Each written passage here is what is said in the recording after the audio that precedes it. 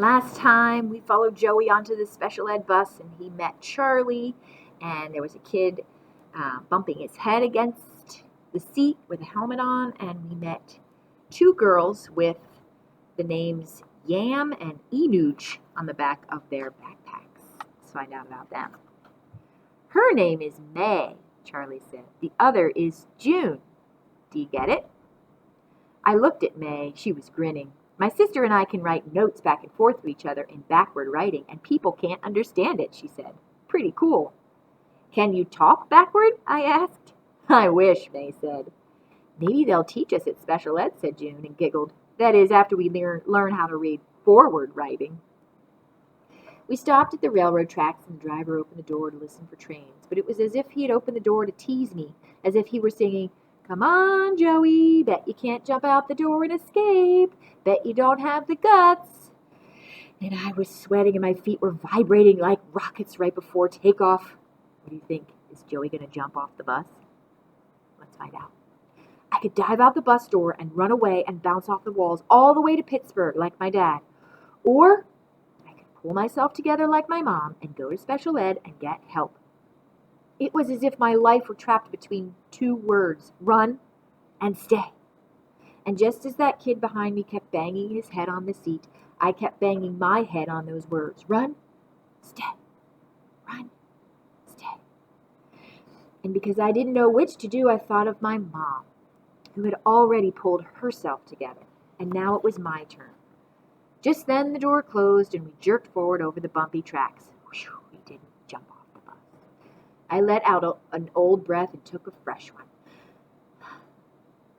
Then I began to get nervous all over again about my mom being taken away, because thinking of her and how she would behave had just saved me from doing something stupid like jumping out a bus door and running away. So now I was even more afraid that they were taking her. We pulled up to a big old brick house and a kid was standing on the sidewalk. "Are you the foster kid?" the bus driver said. "Yeah," he said in a real bad mood. "So what?" When he stomped onto the bus, I looked at him, and he didn't look much different than me, so I closed my eyes because it was too sad.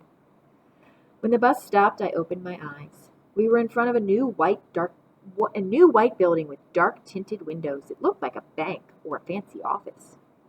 Shiny steel letters on the wall spelled out Lancaster County Special Education Center.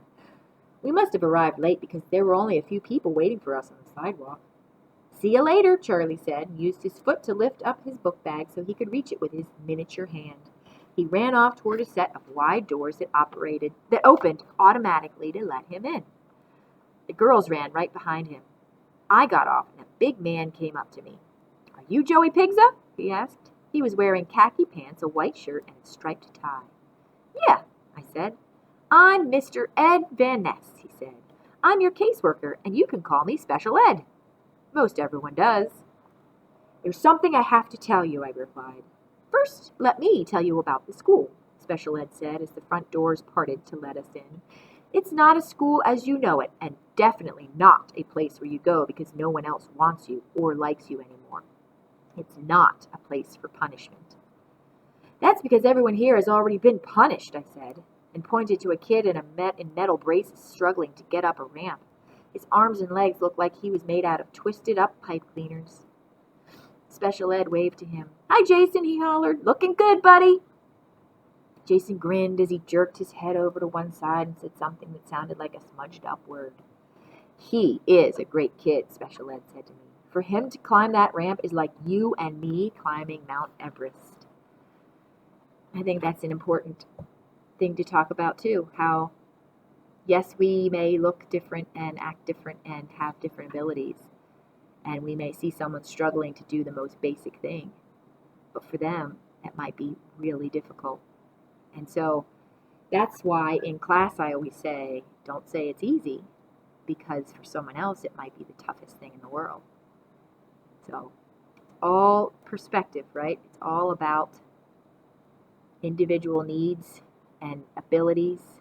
So for a kid like Joey who can run and jump no problem, he might think walking up a ramp is easy, but for that kid, Jason, that was his struggle of the day. "Can I tell you something?" I asked. 1 minute, he said, and guided me toward an open elevator door. I want to show you around so you can see that this place you come to when you need extra help to get back on track. I can give you the help you need, and when you do, you can leave.